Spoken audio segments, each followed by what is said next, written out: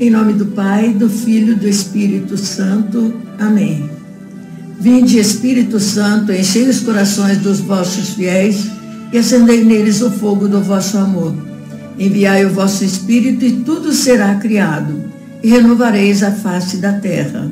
Oremos.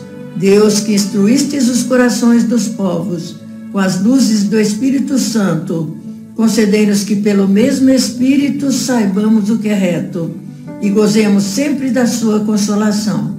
Por Cristo nosso Senhor. Amém.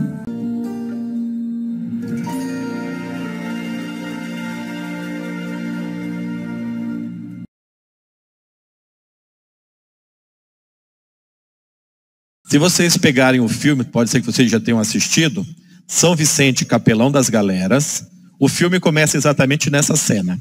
Ele chegando na cidade de Châtillon. E ali ele assume uma paróquia, organiza essa paróquia, e num certo dia Vicente está se preparando para a missa, alguém chega na sacristia e fala: Padre Vicente, temos um problema muito sério. Uma família numerosa, todos estão doentes e passando por necessidades. Precisamos fazer alguma coisa. Vicente de Paulo usa do sermão da missa e faz uma bela pregação sobre a caridade. E nessa pregação, ele toca o coração de todas as pessoas. Como se aquela igreja que hoje estava aqui toda cheia, todos fossem para suas casas, pegasse uma cesta básica e levasse para uma única família. O que ia acontecer? Ia estragar, né? E outras pessoas ficariam sem. Então Vicente convida 8 mulheres ricas daquela comunidade e pede a elas que organizem a caridade, que ajude a distribuir esses alimentos, essas roupas, esses remédios, enfim, tudo que foi doado. Então nasce o primeiro grupo fundado por São Vicente de Paulo.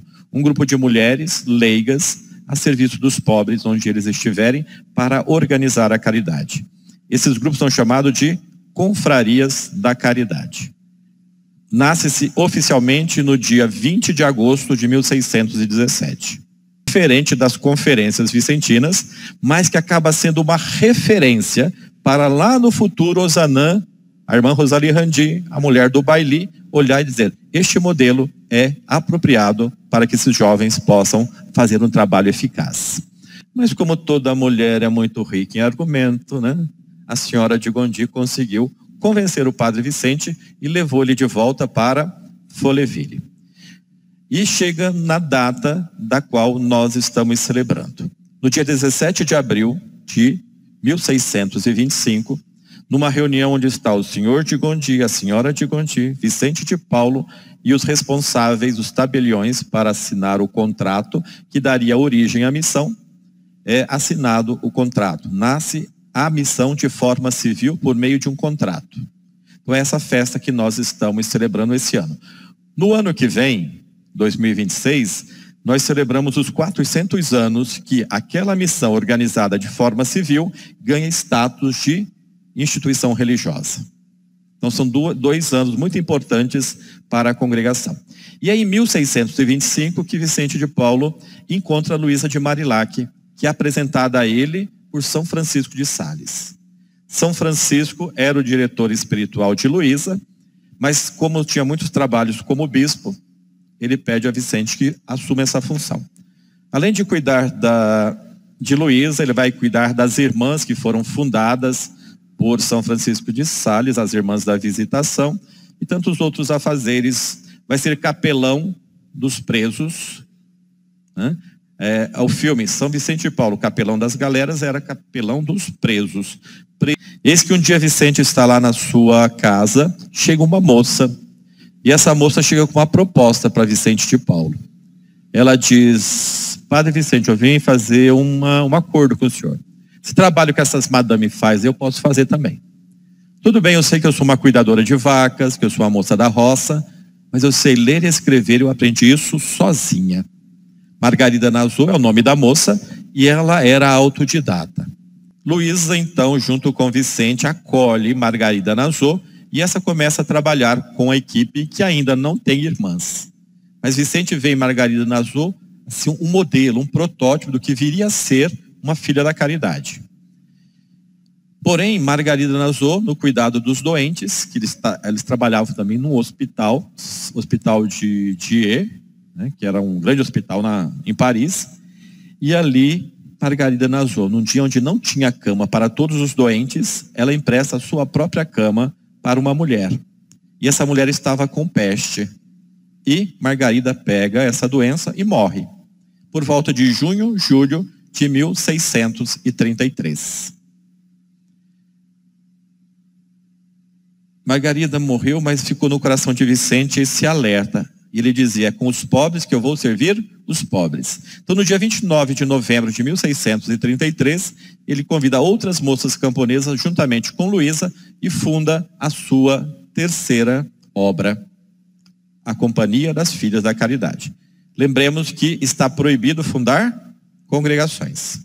Tanto nós, Congregação da Missão, como as Filhas da Caridade, nós éramos algo que não existia.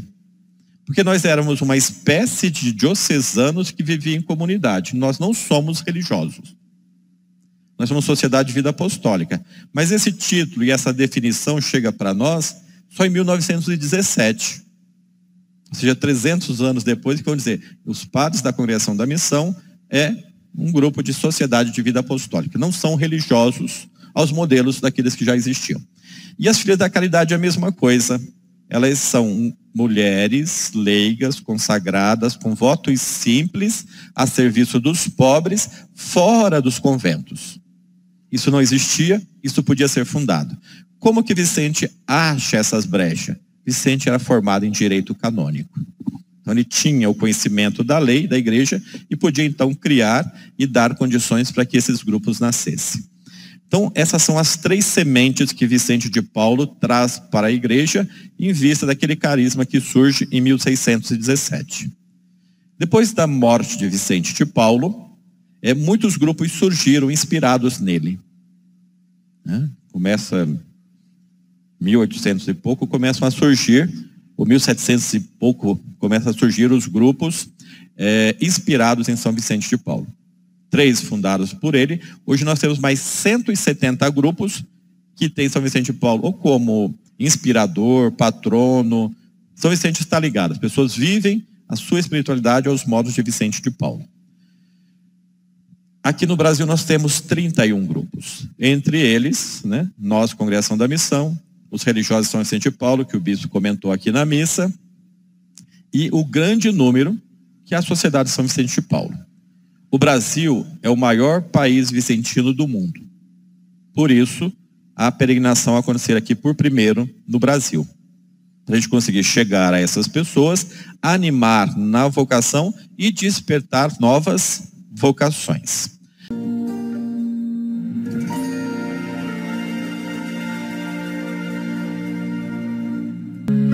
Há 86 anos, nascia um lar. Não apenas um lugar, mas um propósito. A cidade vicentina foi construída com fé, caridade e o desejo de acolher com dignidade aqueles que mais precisam. Nós estamos completando 86 anos de vida da entidade. Um trabalho que começou muito pequeno, sem muitas pretensões, e que hoje ganha um status de uma entidade muito conceituada na cidade de Jundiaí, na região também, e que começou muito pela vontade das pessoas de fazer o bem, de ajudar sem olhar a quem. Os idosos, hoje eles têm um cuidado especial, mas um cuidado que passou pela mão de muitas pessoas. Se não fosse o trabalho dos presidentes, que estiveram antes de mim, que ajudaram a colocar as pedras nessa calçada, nós não teríamos chegado até aqui. O tempo passou, mas o coração desta missão continua batendo forte. Aqui, cada espaço carrega história, cada olhar, uma vida, cada gesto, amor.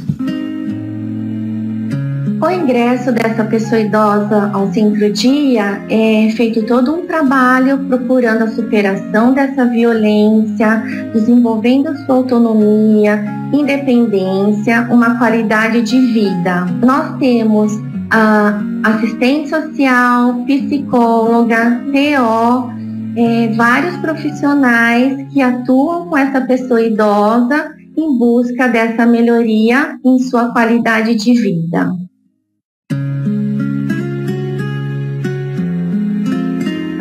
E a cidade vicentina é uma entidade filantrópica, então isso significa que nós sobrevivemos de doações, sobrevivemos da caridade, principalmente de vocês, que nos ajudam bastante, né?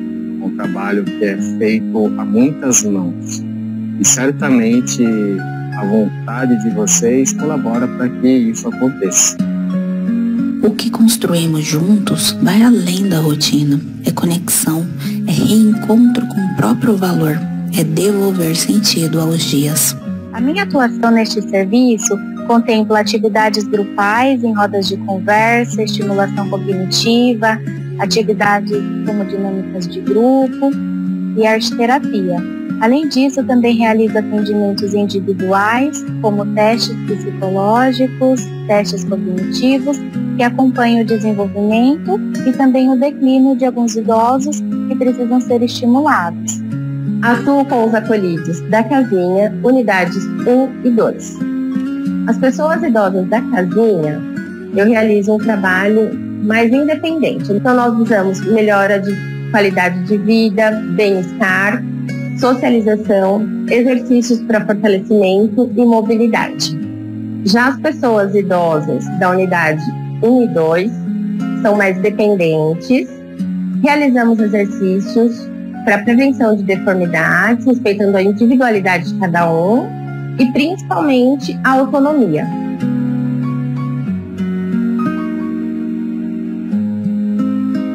Tenho como foco, as atividades aplicadas para o fortalecimento muscular, tirando os idosos da zona de conforto, através da dança, dos exercícios, caminhadas, e as brincadeiras com foco também no desenvolvimento físico e mental do indivíduo aqui.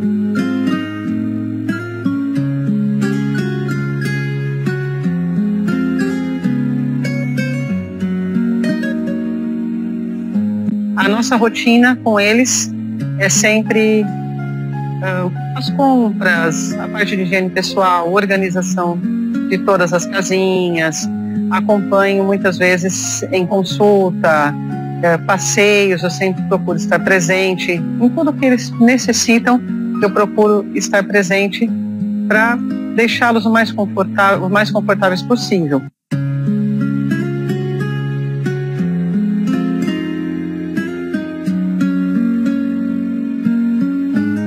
Minha função envolve avaliar as necessidades de cada pessoa, desenvolvendo planos terapêuticos individualizados para que possam alcançar os seus objetivos e preservar a sua autonomia e qualidade de vida. E a gente desenvolve tudo isso numa equipe multidisciplinar, onde um auxilia no trabalho do outro. O cuidado aqui não tem pressa. Ele escuta, ele acolhe o silêncio, ele entende o que o corpo não diz. E mesmo quando ninguém vê, há quem permaneça nos bastidores, fazendo tudo acontecer com amor, dedicação e propósito.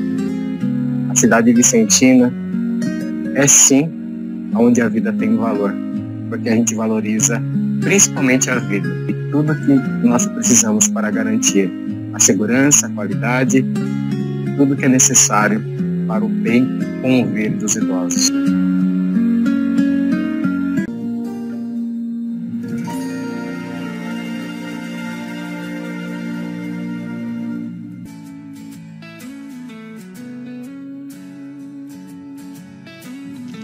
Para refletir, São Vicente de Paulo insiste na oração. Dê-me um homem de oração e ele será capaz de tudo. Para ele, a oração é o centro da devoção, a alma, o tanque, o pão de cada dia. Quando oramos, é importante retomar a vida cotidiana. E a oração é o motor da ação. A pobreza é um sinal dos tempos. E nós, vicentinos, somos convidados a dar testemunho de esperança. É isso que está faltando em nossa sociedade. Sabemos que é pelo amor que seremos julgados. E esse julgamento não é apenas para depois da morte. É agora que acolhemos ou recusamos acolher Cristo. O capítulo 25 do Evangelho de São Mateus diz: eu estava com fome e você me desse de comer. Quando é, Senhor, que lhe demos de comer? Eles não sabiam disso. Você não precisa saber disso.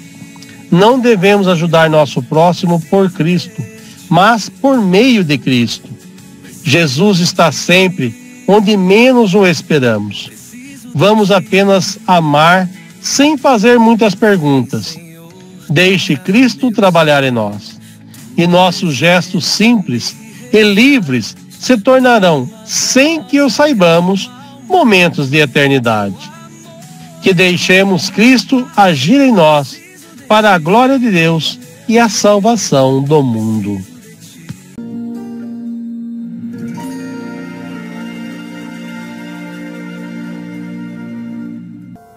Nós estamos encerrando o nosso programa Nas Pegadas de Osanã.